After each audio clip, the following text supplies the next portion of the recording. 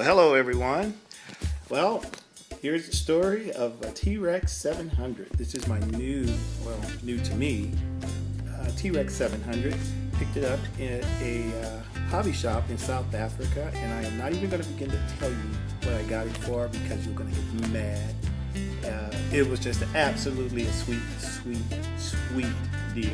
So with that said, I just want to kind of go over it. This is my third heli that's in my hangar now. I got kind of addicted to these things. They're really cool. I've been playing for quite a while. I have a Raptor 50 heli, and I have a Blade 500 electric. But when I saw this one, 700 size, it was like, wow, this thing is huge. Really huge. So basically, there's whoever put this together for this guy that sold it in the hobby shop. He actually did a very good job. Whoever sold it to him and put it together. It's put together quite well. I've gone over this heli with a fine-tooth comb. The screws, everything is tight. The frame looks good. I don't see any cracks, any stress in the frames, and the tail boom, everything looks good. The blades are fine. The ball links are all in shape. The canopy looks practically brand new. I don't even think this guy flew this thing too much. I'm not quite sure what the muffler is on there. It has a 91 OS engine in it that's very strong. The tail blades are fine. Everything, the gears and everything for the tail blade is fine. It does have a Trex 600 blade holder, but you know, who cares? As long as the blades are being held doing transport, that's all that really matters. So I'm not going to worry too much about that. Yeah, so this thing is in very good shape, and as you can see, there's a nice little, there's the engine. This is the 700, the 91 size engine for the 700 size heli, and as you can see, it's a Trex Nitro Pro. I mean, look at it. This thing is in very good shape. I have flown it. It flies absolutely beautiful. I had to learn it. The only thing I did was I took the governor off. I don't know, for some odd reason I just don't trust governors. I don't know. To me, I think I wanted less between that throttle and the receiver as it possibly can.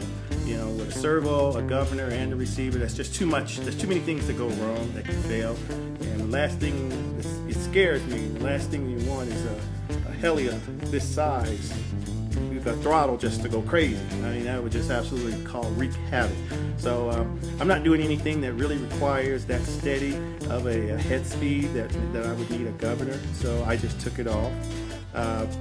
But with that said, I'll go ahead and let's open up the inside, and I'll show you what the inside looks like. Okay, as you can see, now we have the cover off. Has a 7.2 lithium battery that runs a nice little, you can't see it maybe sitting under there, but the regulator that drops it down to like 5.8, and it has a 5.2 regulator on it that goes to the receiver.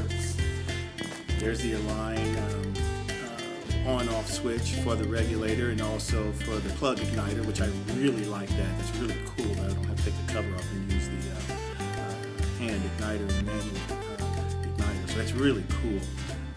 Gyro, very nice. Futaba GY611. I programmed it. Very easy to program it. I have it in the ABCS mode or something like that, which is basically, it holds the tail very well. There's the actual gyro there. Very nice. What is those? What are those? 5985 is kind of hard to see right now. Those servos for the cyclic, very nice. Nice 9265 for the tail rudder. There's the OS 91. It's actually very clean. The only thing that was wrong with this heli when I got it was the clunk in the bottom of the fuel tank had come off of the fuel tube. I thought I was going to have to split the frame, but as it turned out, all I had to do was just take a little sharp little screwdriver, and I was able to pop the stopper out of the fuel tank, put a new piece of fuel tubing on the clunk, put it back together. Everything was just fine. So this is basically it. It's very, very nice. An AR 9000 receiver inside. I'm not sure if you can see that. There's a little dark right now. But yeah, it's a very nice heli, and I've flown it, like I said, and it flies just absolutely beautiful. The reason why some of you guys that are out there that are very sharp, you've probably noticed by now that these aren't the aligned landing skids. What happened was I had the I had the swash plate backwards. It was going up when I commanded to go down and down and go up, and it's backwards in my Thunder Tiger Raptor 50. So first time I tried to hover it, the thing it just seemed to want to go into the ground, and as soon as I was able to go back to zero throttle, of course that was positive collective, and it just floated up in the air, and it came down and it broke the gear, the landing skid. So I had an old set, as you can see over here, that there was a little bit of a break on that one from learning on my Raptor, so I was able to glue that back. So I was going to take this old set and put it on this Trex 700. Works absolutely great. There's really no reason for me to change it out again. So that's about it for this. I think at this point we can take this baby outside and let's just see how she flies. Okay, see you out there on the field.